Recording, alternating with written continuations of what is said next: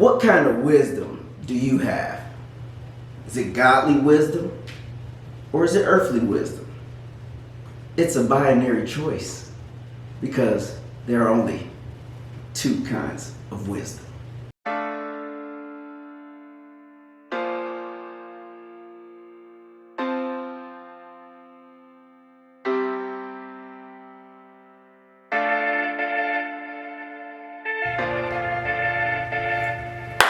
Welcome to another edition of Sunday School with the Deek. I am Deacon Wallace Hill IV, proud member of the Mount Pisgah Missionary Baptist Church, where my father, the Honorable Wallace Hill III, is the pastor. Now, as I say every week, I'm so happy to be coming into your living rooms, your cell phones, your computers, your tablets, your televisions, because I just get so happy every time it's time for me to come back on to do Sunday School with the Deek. I want to thank you all for tuning in and listening each and every week as we break down the Sunday School lessons based on the International Lesson Series. For those of you that are new to this channel, do me a favor. Hit the little subscribe button at the bottom of the page, then click that little bell next to it, and each week you'll be notified, ding, ding, ding, when the Deek has uploaded another lesson. Well, this week we're in our fifth and final week of the summer unit called Faith and Wisdom in James. This is our last week in the book of James. And last week, James helped us to realize that it is impossible for us to tame our tongue in the natural. We need the Holy Spirit to help us to tame our tongue. And this week we continue where we left off in chapter 3, beginning with verse 13. We'll go through verses 18, and then we'll skip to chapter 5, and we'll study verses 7 through 12. So let's go ahead and get into the lesson. Verse 13. Who is a wise man and endued with knowledge among you? Let him show out of good conversation his works with meekness of wisdom. All right, so our lesson picks up where we left off last week. Last week we studied through verse 12, which dealt with the tongue. But if you recall, last week's lesson started with one discussing teachers. Remember? See, James wrote that we should not be so quick to want to be teachers of the Word of God, because teachers are held to a higher regard. And let me just read the verse to you from the New Living Translation. This is James chapter 3, verse 1. It says, "Dear brothers and sisters, not many of you should become teachers in the church, for we who teach will be judged more strictly." And so why did I go over that verse again? Because here in verse 13, he's circling back to the same discussion. At the beginning of this chapter, James addressed those who were teachers or who wanted to become teachers among the Christians in the church. Then he told those teachers, and all Christians as a matter of fact, how they should talk. That's what we studied last week. Here he begins the conversation on how we should live. So he opens up with, who is wise among you? And the Greek word for wise that is used here is sophos. Now, if you remember last week, I couldn't say anything. So this week I'm going to try to do a little bit better. The Greek word used here is sophos, S-O-P-H-O-S, which is a technical term among Jewish people for teacher or rabbi or scribe. So like I mentioned, it appears that James is still speaking to those who want to be teachers. But unlike the first 12 verses in this chapter, it's not what they say that he's concerned with now. But now he's concerned with how they live. And so even though I'm giving you the literal interpretation for these scriptures, I can't have you convincing yourself that since you're not a teacher, James is not talking to you. Verse 1 talks to teachers or those who want to teach. He says that you will be judged more strictly by people just because of the office you hold. But as Christians, the same rules apply to all of us because God expects these things from all of us. So I had to I had to throw that in there for free before you start to feel like that you off the hook because you're not a teacher or you don't aspire to be a teacher. So whether you're a preacher or a bench member, I said bench, B-E-N-C-H, the rules don't change to God. But it's how you looked at by people that is different. And that's what James meant by saying you're going to be judged more harsh because people are going to look at you different if you're a teacher and they're going to judge you differently. So here James switches from the tongue to how you live.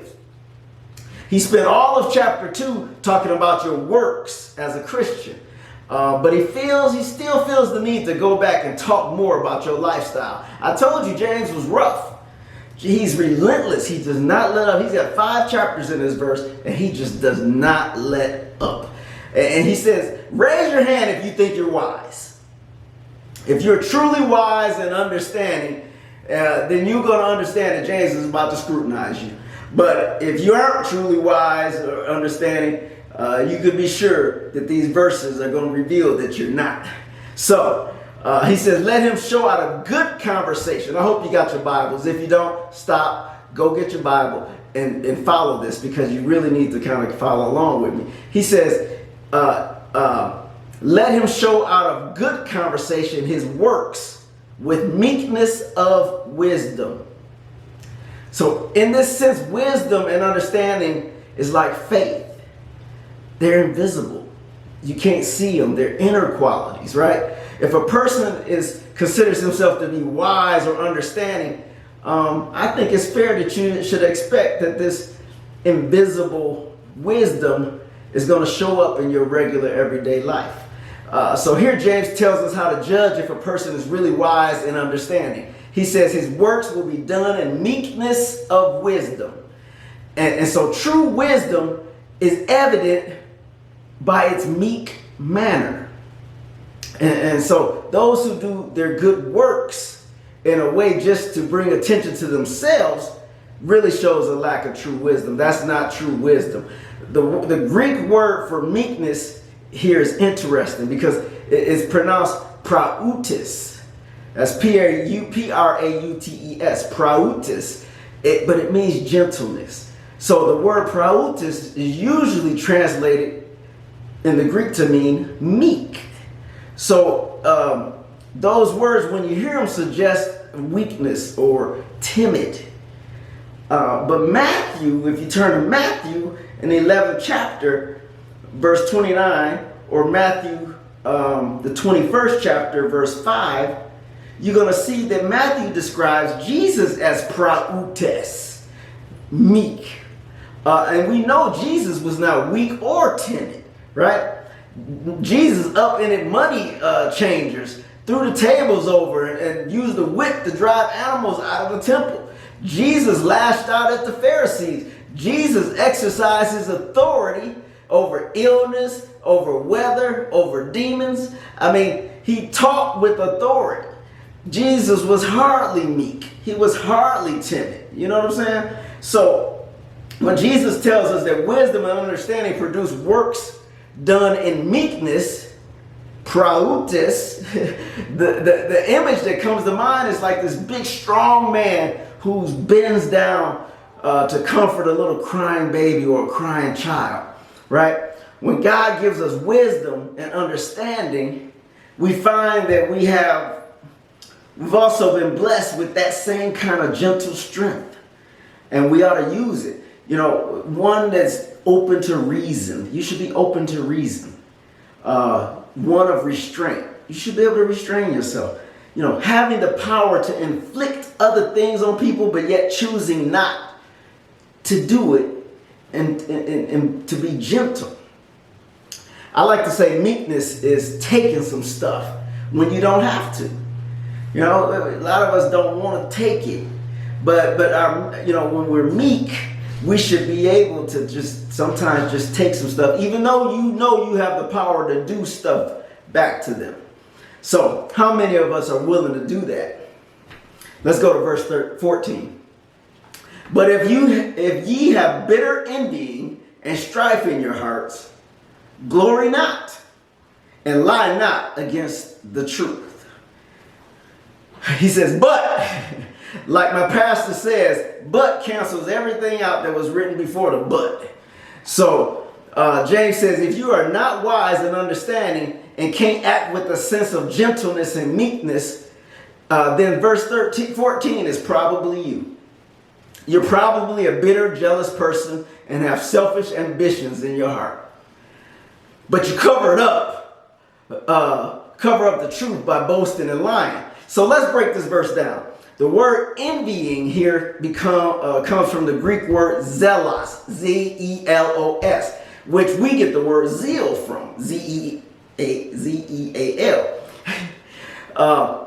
The word zelos can be good or bad. When Jesus cleansed the temple, it was counted to him as zeal for his Father's house, which was a good zeal. Now, before Paul was Paul, he was Saul, and he had a zeal for killing Christians. Now, that was a bad zeal. So, zealous is mostly used in the negative sense, though, in a bad sense. So, if you remember the book of Acts, the high priest, they were filled with jealousy, zealous, and they arrested the apostles and threw them in jail because they were getting so much attention. So then the next part says strife or self-ambition. That's what it means. It refers to a kind of selfish ambition which we see in like politicians who are more concerned about keeping their office than about helping the people. That's selfish ambition. This sort of selfish ambition is not just limited to politics, but it shows up in everybody's life just about. And if we're really honest with ourselves, we all most likely fall into this category. If we're honest with ourselves. And I know our lesson last week was a good one, and I know it all sounded good, and everybody said that was a good lesson. But I also know that most of us probably listened and concluded that we can't get there. We can't. It's too hard to control our tongue. But like I've been saying here for the past 13 weeks on wisdom, if you want this type of wisdom, God can give it to you. He can control your mind. He can control your heart. He can control your tongue. He can control your actions. All you have to do is ask and be sincere about it. Wisdom is there for all of us. So he ends this verse by saying, don't boast and lie against the truth. If you're not the person in verse 13, then don't lie and say that you are. Because anybody who shows bitterness, anybody who shows envy, anybody who shows selfish ambitions should not deceive anyone about how wise they are, especially yourself. Let's go to verse 15. This wisdom descended not from above, but is earthly and sensual and devilish. He says, knowing that these characteristics are not wisdom, James says that if you insist that you want to call it wisdom, then it's not the wisdom from above. James says when they do that, they show wisdom that is earthly, sensual, and demonic. So when you live a life that contradicts what you claim, when you evaluate everything by worldly standards, when you make personal gain your highest goal, this wisdom is more characteristic of the world, the flesh, and of the devil, rather than of God. And so let's break each of these down. Earthly is having only this life in your view. You're not even thinking about life beyond this earth. Sensual is, animal-like. It's like looking for only self-gratification. You're only concerned about your own feelings. You don't think about others. Animals aren't thinking about other animals. They're trying to get their own food, trying to get their own house, they're not thinking about that. So, and then devilish is demonical, right? It's inspired by demons or influenced by the devil, which tries to dwell in you. They say if you give the devil a ride, pretty soon he's gonna want to drive. And usually he does. So it's a tough pill to swallow because James don't hold nothing back here. He says, if anything you do is inspired by selfish ambitions, then it's of the world. It's not of God. And so it's not from above. Let's go to verse 16. For where envy and strife is, there is confusion in every evil work. He said, for where envying and strife is, for where these characteristics are, whether it's in our families or in our neighborhoods or in our cities or in our churches, there is nothing but confusion. When you have all the envy and strife, there's nothing but confusion. And he said it's an evil work. So in verse 13, our first verse for today, James encouraged that the wise and understanding show their good conduct by their deeds in gentleness and gentleness and wisdom, right? Their meekness and wisdom. And so that was a call for them to allow their good gifts to produce good fruit. Now he shows us that what we can expect from wisdom that does not come from above. He calls it earthly, sensual, demonic wisdom. And that sort of wisdom is going to always create confusion or instability or evil deeds. And that kind of fruit is earthly wisdom. Verse 17. But the wisdom that is from above is first pure, then peaceable, gentle, easy to be entreated, full of mercy and good fruits, without partiality and without hypocrisy. I'm telling you, class, this 17th verse of the 3rd chapter of James is fire. I mean, this is the real deal. This is what we're supposed to be, all in one verse. And I don't know, I mean, we ought to aspire to be James 3 and 17. So let's go through it. It says, now James shows us the difference between wisdom that comes from above and I guess what you could call earthly wisdom, which is not really wisdom, but if you want to call it wisdom, I'm going to show you how it differs. So this is how we know wisdom is from above. He says, first, it's pure. It's free from anything that is earthly. It's free from anything that is carnal. It's free from anything that is devilish. It produces a pure heart. There's nothing stained in your heart. Everything is pure. All your actions are pure. It produces pure conversation. There's nothing laced with your conversation, right? There's nothing, it's all genuine. It's guiltless. It's moral. It doesn't have corruption in the things that you say. The reference here is not sexual purity, but really the absence of any sin in your attitude or your motives. All right, and then next he says, peaceable. Peaceable makes those who have it want to live in peace. Not only with the saints, but with all people. With the people in your house, with your neighbors, and yes, with your enemies. Peaceable means you are disposed to keep the peace. Your whole life is encompassed in trying to keep peace in every relationship that you have, whether it's people you love or people you that consider your enemies. You still try to keep things peaceable. This wisdom is gentle, or makes us gentle, makes us humane. Look at this. It allows us to bear and forbear. Oh, what you like? Oh, Deek, what you talking about? So what does that mean? When we bear the weaknesses of others, we put up with them. Whether it's mental weakness or physical weakness. Gentle means we readily forgive others for the harmful things that they've done to us. We readily do it. Like we're willing to forgive. It's not holding grudges. Gentle means you don't inflict punishment or the treatment that they deserve. You don't put punishment on them or give them the treatment that they deserve. Instead, you recede or you back up. right? You step back from inflicting that punishment that they rightfully deserve. You don't do it. So, and you do it for the sake of peace. You do it for the sake of love.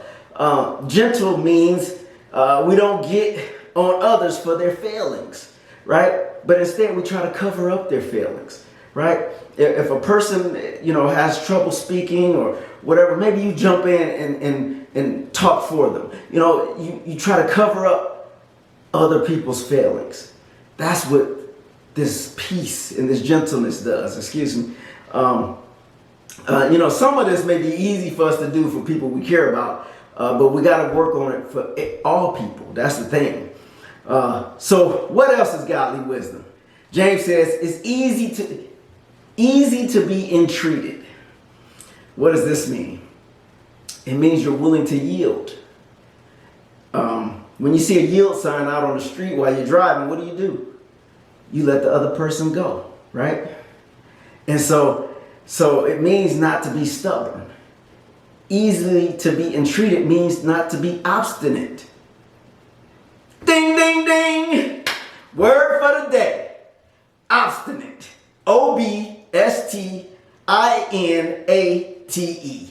Obstinate means stubbornly refusing to change your behavior, or stubbornly refusing to change a course of action despite many attempts to persuade you to change.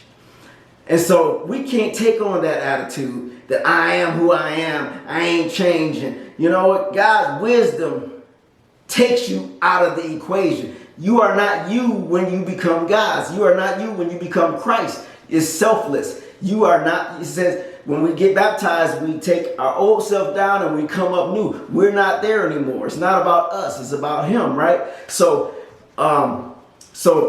let's get back into this. Easily entreated means reasonable, easy to get along with, approachable.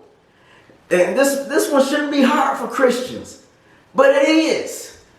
Christians are some of the meanest people I know. That's crazy. I know a guy who will go off on you if a leaf from your yard blows into his yard. Let alone if you park in front of his house or anything. But every Sunday, that garage go up and he out the door and he got about 4 or 5 positions at the church. Not our church, but I'm saying that the church that he goes to. But so we got to do better. We got to be who we claim to be. And so some of these should be easy for us Christians. So let's keep going. He says, godly wisdom is full of mercy. This means that you stay ready to extend grace to people. Stay ready to forgive. Stay ready to give. And then the next part says good fruits. We all know what good fruits are. I talk about them all the time, almost every week. Galatians 5:22 and 23 says, but the fruit of the Spirit is love, joy, peace, long-suffering or patience, gentleness, goodness, faith, meekness, and temperance. So you see how this Bible lines up with all these behaviors that overlap. So lastly, it says that you should be without partiality and without hypocrisy. And so without partiality, it means you're not showing no favor to one person or one group over another one. Everybody is equal, or you don't judge, right? You don't have, you're not curious, making curious inquiries into the faults of other people just to find reason to disapprove of them. You don't look for reasons not to want to like somebody. Some of us look for faults. And so without hypocrisy is not putting on a face, which I know all of us are guilty of. We put on our face. So I told you that was a rough verse. Let's look at the last verse of this chapter. Verse 18. And the fruit of righteousness is sown in peace of them that make peace. And so, see, back then the Jews thought of righteousness as just conforming to the law of Moses. And we might think that conducting ourselves to the will of God is that same way. But the person who does this will sow the fruits of righteousness in peace. And it says sow, that's S-O-W, meaning like you planting something. So now the lesson moves to chapter 5, and it starts at verse 7. But if you look at verse 1 through 6, you'll see that James is talking to money-hungry people. This is one of the most piercing sections of the book, this letter James wrote, because he just goes right into condemnation of the rich.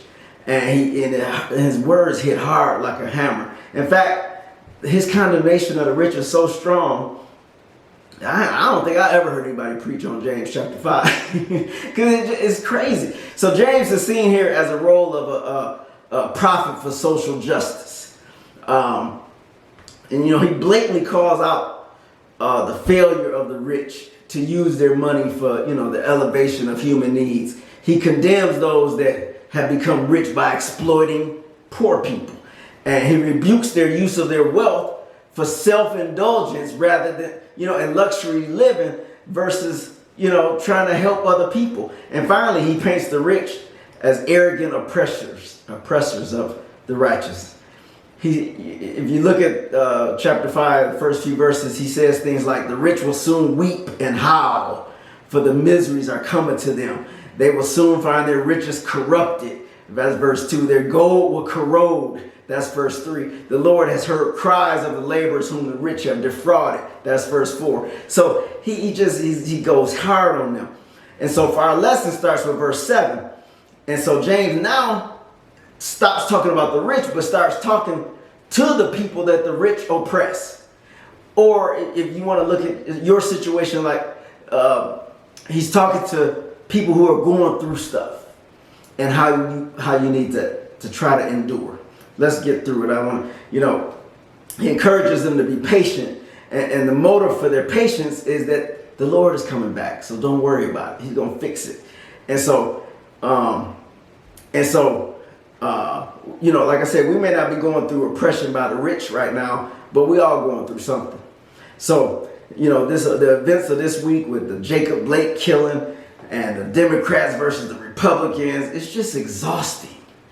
No one can agree on anything. Everybody is so tribal. It's like you in this camp or you in this camp, and you can't cross.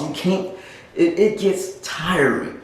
And so James tells us that if we are of Christ, then we should all have some of this. We should all see things the same through Christ. We can't be a Republican Christian and a Democrat Christian and can't love one another and can't agree that living through Christ causes one kind of action. So, there's no confusion in what is required of us as Christians. Wisdom from above should be our goal. And so let's get into the verses real quick. I don't really want to lose thought of what we just studied in those first few verses. So I'm going to try my best not to go deeply into these verses. I'm going to try my best. Because the verses actually seem kind of out of place. It probably could have just stopped right here. Anyway, verse 7 says, be patient, therefore, brethren, until the coming of the Lord. Behold, the husbandman waited for the precious fruit of the earth, and had long patience for it, until he receiveth the early and latter rain. So he opens up by calling these people he's writing to brethren, and he tells them to be patient. Patience is one of the fruits of the Spirit that I just read a few minutes ago. He uses patience twice here in this verse, and then he's going to use it again in verse 8, and he's going to use it again in verse 10. So patience is something that we should all strive to be. That's godly. Patience is godly. So he tells the believers to be patient while you're going through stuff. He says, be patient until the coming of the Lord. And so he directs their attention to the promise that his half-brother is coming back. Remember, James is Jesus' brother. So when Jesus ascended into heaven, he promised he was coming back. So the early Christians thought that he was going to be right back. They were waiting in 45 AD, and we're still waiting in 2020. But we got to have the same hope and the same patience that the people that James was talking to had back in 45 AD. The Bible tells us that we know not the day nor the hour.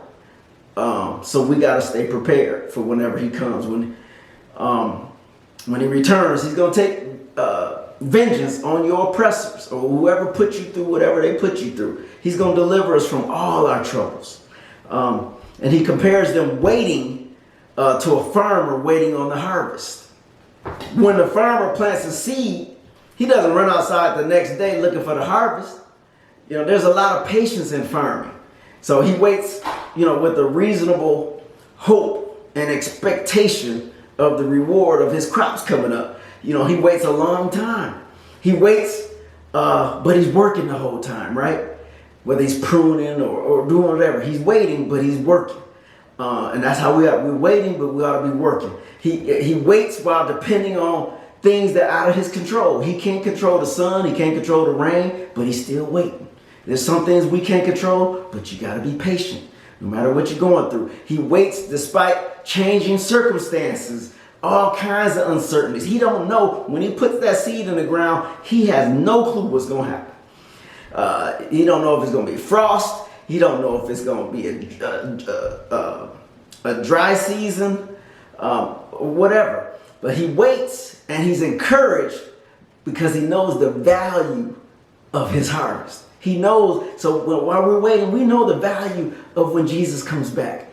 We're going to heaven, right? So he waits, the farmer waits and is encouraged by the work and the harvest that he's seeing other people get. When we see other people get blessed or brought out of their oppression, we can be patient knowing God can do the same thing for us. So the farmer waits because he ain't got no other option. What are you going to do? Magically make the stuff come up? Anyway, sometimes we got to wait and be patient because we don't have no other option. The farmer waits because it don't do no good to give up. The farmer waits because he's aware how the seasons work. He knows that, when he plants in spring, he'll harvest in fall. You know that when you go through stuff, Jesus is going to bring you out of it. You just got to be more patient. Anyway, let's go to verse 8.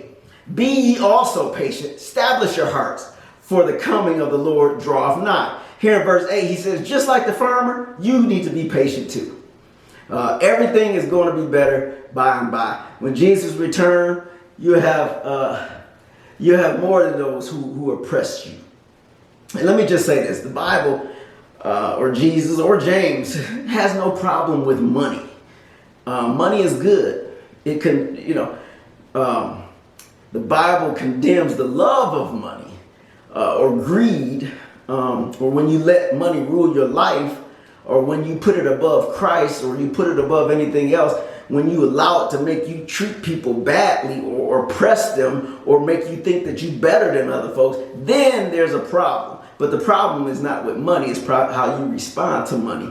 So he says, establish your hearts, which means to fix your hearts firmly or stay strong, right? If we were writing this verse today, we might say, stiffen your spine. Stay strong while you're waiting. Stay strong while you're going through it. Knowing that that Jesus is coming back and is going to get you out of it.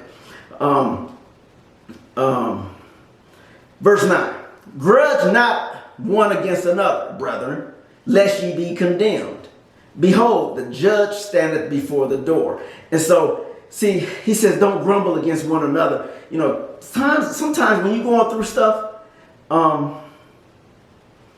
it can cause us to be less loving with our Christians, brothers and sisters.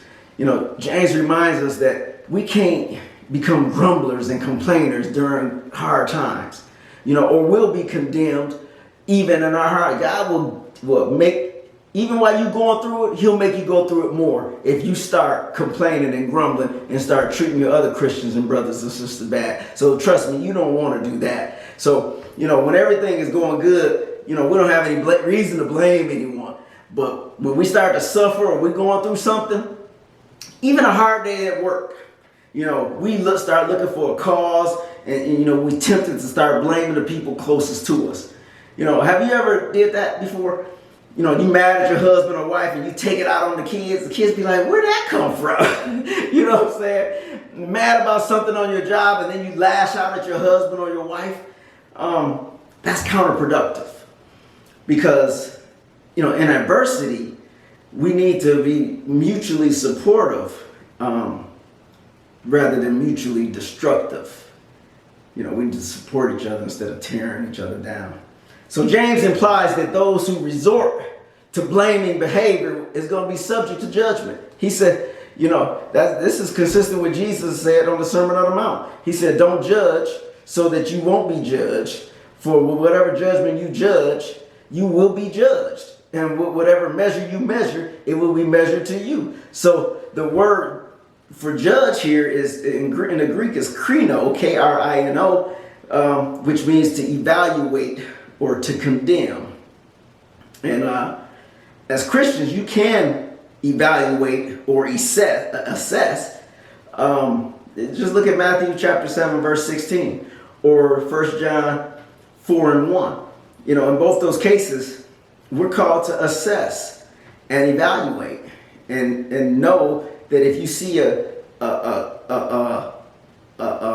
thorn, that you shouldn't be able to get grapes off of. If you see a thistle, you shouldn't be able to get figs off of it. So if you see a Christian, you should expect Christian-like things off of it. If you see a sinner or the devil, you're going to expect devilish things. You can't look at the devil and expect Christ-like fruit to fall off of it. That's what he's saying. So you can assess. You just can't judge. You got to leave that. You can't condemn. You got to leave that to God. James says, let's just move on. Verse 10. Take, my brother, the prophets who have spoken in the name of the Lord, for example, of suffering, affliction, and patience. He just said, James reminds us that a lot of the prophets in the Old Testament, they went through a lot of hard times. Yet they kept practicing patience. They kept practicing endurance. And he just wants us to take them as examples. Like the prophet Jeremiah. He endured mistreatment, but he was patient.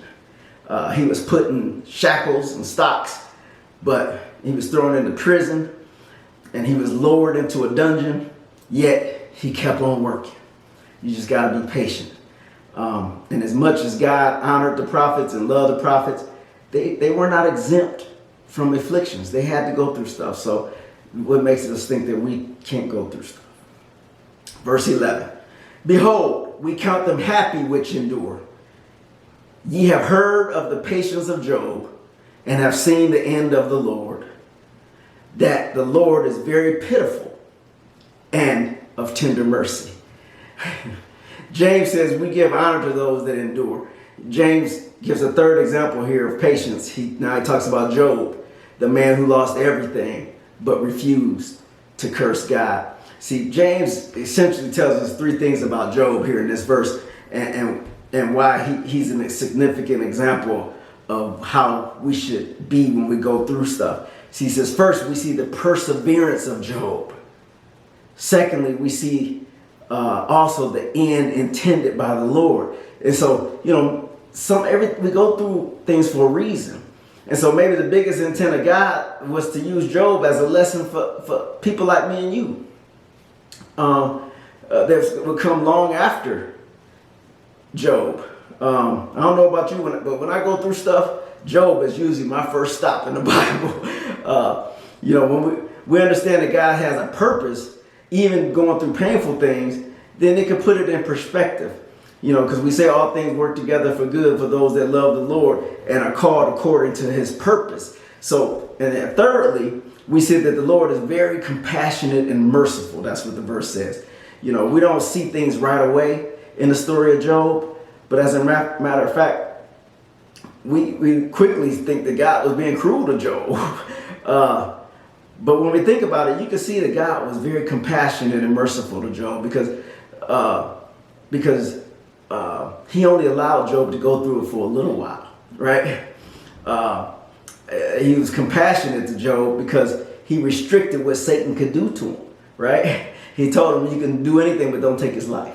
God was very compassionate and merciful to Job because he sustained him even during his suffering, right? God was compassionate and merciful to Job. If you remember, Job was a better man at the end of the book than he was at the beginning of the book.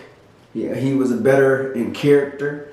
He was more humble, and he was more blessed than he was before.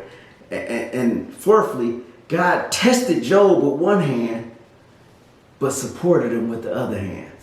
Woo, man, that gave me chills. And fifthly and lastly, the Lord was very compassionate.